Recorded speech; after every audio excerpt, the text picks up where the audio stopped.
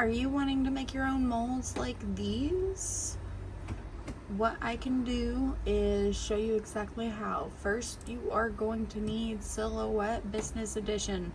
Without Business Edition, you cannot save SVGs. I am currently working on this set right now, so we could go ahead and go through. Let me scale this to the size I want it really fast.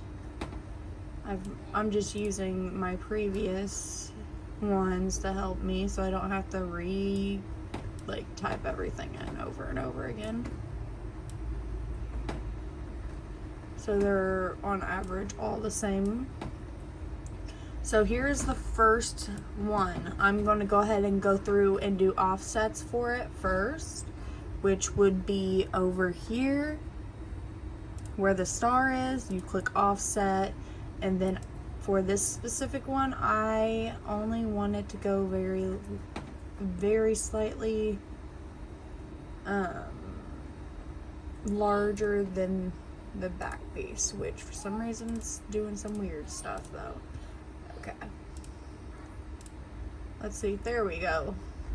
That is going to be the first offset for this one, and I am going to release all the inside pieces and move that the top S back and delete these. So there's the first one right here for the background. And then you click on that one again. Can I click it? Not right there, I guess. You want to offset this one again, but this time this will be for your silicone, so you'll need it to be slightly thicker. I'm gonna go with right around there. And we have our 3 parts to it. So I'm going to save the first one, file, save, select, hard drive, right here through SVG. And for this, I'm naming it Tree S, just for my own sanity to understand which is what. And then once it's done with that, you're gonna do it for all of them. File, save, select, hard drive, SVG, Tree S1, click OK, let that load for a second, and then the last one, save, select, hard drive, SVG, Tree S2. Okay, and then from there you will come over to Tinkercad. Give me 1 second, I'm pulling open a new 3D design. You pull that up, import, choose file, open up the first one. I don't need this open. File, import the next one,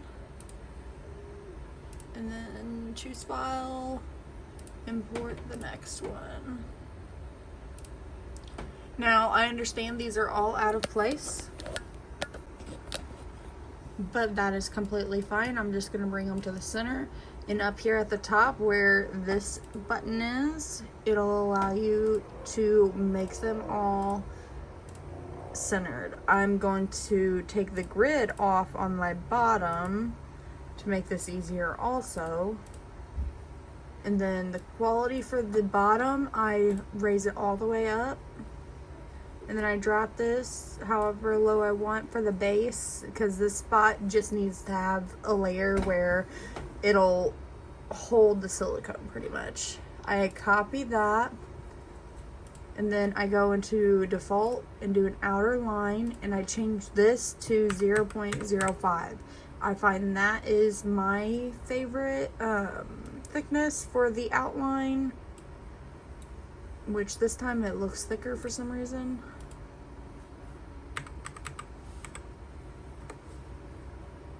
And then from here I go 1.3 high.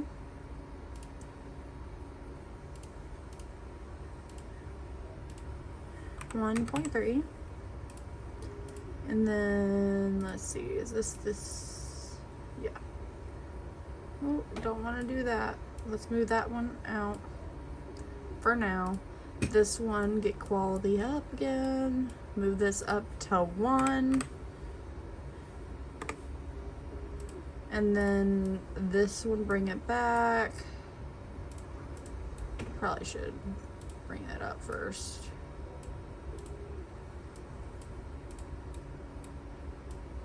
Don't worry about what I just did. I don't normally do that.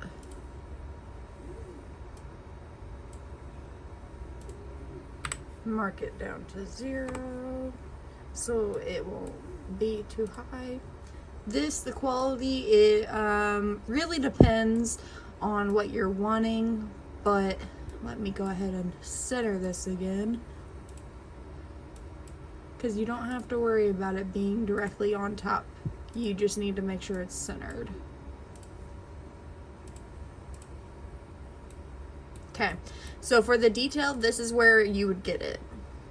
And I roughly want it about this high for this specific stuff. And from there, let me see if I can get the quality to go up a little bit more. I'm going to select it all and create it as one. It's going to take a second for that to load and pull it together, obviously. So while I'm waiting, I'm gonna go ahead and name this one as well.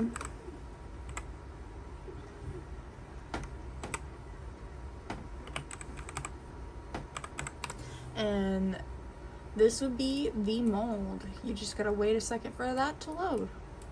Sometimes it won't load if the quality is way too high, so you could go back on it like so, and then turn the quality down just ever so slightly. I didn't mean to turn that quality down, I meant to turn this one down. Okay.